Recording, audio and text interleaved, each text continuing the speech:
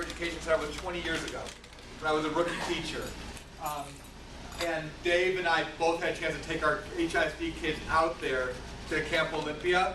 And from that, that was one of the transformational experiences as teachers we had, realizing the benefits of going deep in relationships with kids outside the classroom.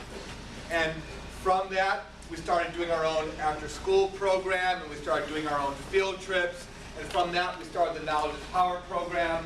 From that, we started KIPP Academy.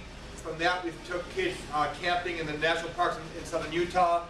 Today, there's traffic jams at the national parks of southern Utah because there's too many KIPP schools all trying to go in the month of May. So, like I really appreciate that.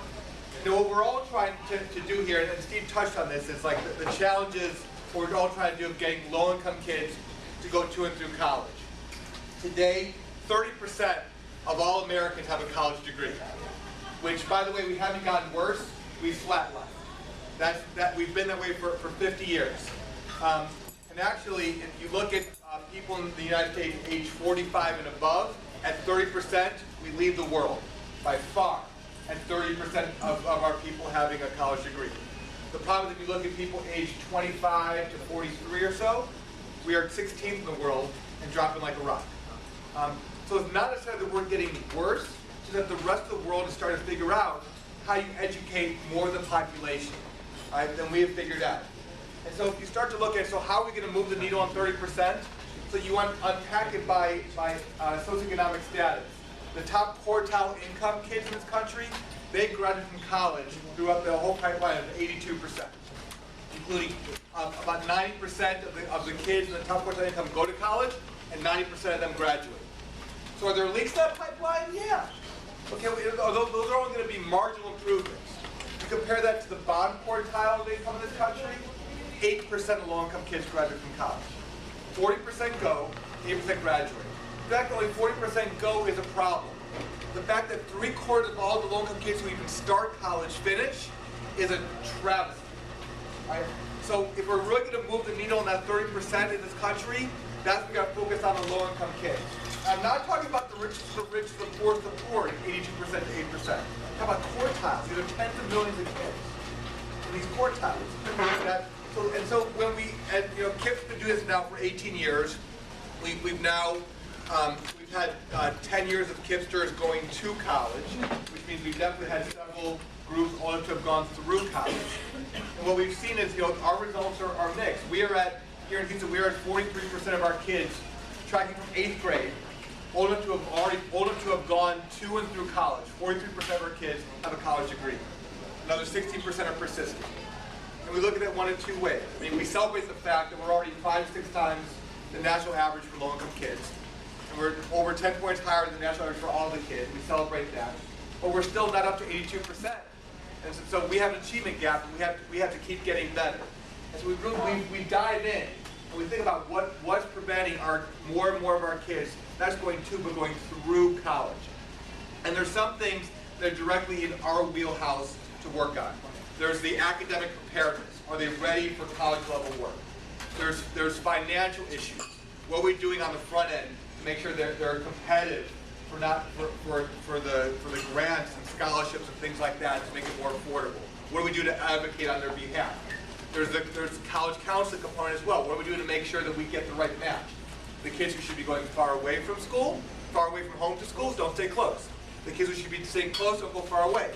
Right? The kids who need a small school don't go to a big school. Right? I mean, like all those type of things that we can control directly. But then there's the other factors we've identified that are beyond what we directly do, but still have what we can have a major influence on. There's how are kids ready to handle the independence going away to school? How good are they at learning how to navigate a different network? How good are they at building relationships with other kids and the professors and the staff members who are there? And what kind of character traits have they developed so that they have the grit, they have the zest, they have the empathy, they have the social and emotional control, they have the self-advocacy, right, to handle whatever comes their way, right? And so when we think about that, some of those things, some of those things, yes, you can kind of learn in geometry class and history class. A lot of that goes far beyond that. And that's why I think the Woods Project has been so valuable to our kids, all right? Because what they're learning, you can't quantify on a math test or a reading test.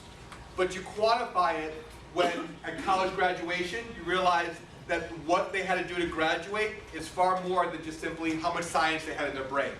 What they had to do in terms of the grit and tenacity and self-advocacy, things like that, to be able to get to the top of the mountain, literally and figuratively. Right? And so that's why I think it's so really cool about what happens in the Woods Project, and why when we think about the more time pillar of KIPP, more time doesn't need to be more seat time in school. More time learning means what can we do? Certainly some of it maybe is in the classroom. What are you doing to turn the world into the classroom? Right? What the Woods Project does is expand the learning time, and it's a little bit of a trust fall. What some school systems haven't realized, if you want the kids to really get good at math and reading, yes, you have to give them math and reading, but you have to give them some other experiences as well, so that they build the confidence in math and reading. So they have they can tie it into real world examples, things like that. And that's why the Woods Project is so important. You know, and just to tie in a story I learned a few years ago from Jim Collins, who wrote a bunch of really neat books, Good is Great, Good's Great, things like that. He gave this interesting story about an ancient Greek sculptor, and I want to share with you. That I say a story in honor of the Woods Project. So there was the town of Athens, the town fathers and the leaders gathered and decided they wanted to build a new temple to the gods. And they hired, and while they were building the temple, they commissioned a sculptor to build a beautiful sculpture in front of the temple. And weeks went by, and months went by, and the temple was being built, and the sculptor was hard at work. And after several months, the temple is done. And they're excited to start using it, but they can't, because the sculptor is not done. The sculptor's still working on his statue. Right? And they wait, and they wait, weeks go by, they're waiting, they're getting impatient. Finally, it's done. And they have the grand opening, and they go up, and they see this beautiful temple, and they're excited. And they see the most beautiful statues, beautiful sculpture, the sculptor's done, and they're so excited, they thought it was worth the wait. And they get up close to that statue, and they realize, wait a minute, not only is the front of the statue beautiful, but the sculptor spent all this time on the back as well. And they said, you know, we love the work you've done, but we got to ask you, we were ready to move in, we were ready to start praying months ago, you know, and we were waiting for you, and you thank you for this beautiful work, but you spent all this time on the back. And you didn't have to do that because no one would have seen the back of the statue. And the sculptor replied, the gods would have seen it, and so would I. All right? And so when you think about what it means to, like, it's those intangibles that we don't always see and that other people don't see, but we're going to work on ourselves, that usually makes a difference. It's the countless unseen details. They're the difference between mediocre and magnificent. Right? And Woods Project is not something you see on a traditional transcript. You think about preparing the kids for college. It doesn't fall into the category of what history we're going to teach them, what science we're going to teach them, what kind of books are the kids going to read. So it doesn't fit into the staring you in the face. But from a foundational aspect of what are we doing to prepare the kids to be able to work hard, be nice, as we like to say at KIPP, and prepare them with the confidence they need to go out and do well in the world, I can't think of a better classroom environment than what the Woods Project gives our kids. And so, on behalf of not just the KIPP kids, and not just the YES kids, and not just the HISD kids, and not just the Spring Branch kids, but all our kids who are going to inherit the tomorrow that we leave for them, thank you for everything you're doing to help build that better tomorrow and prove it possible for all our kids. Much appreciated, thank you.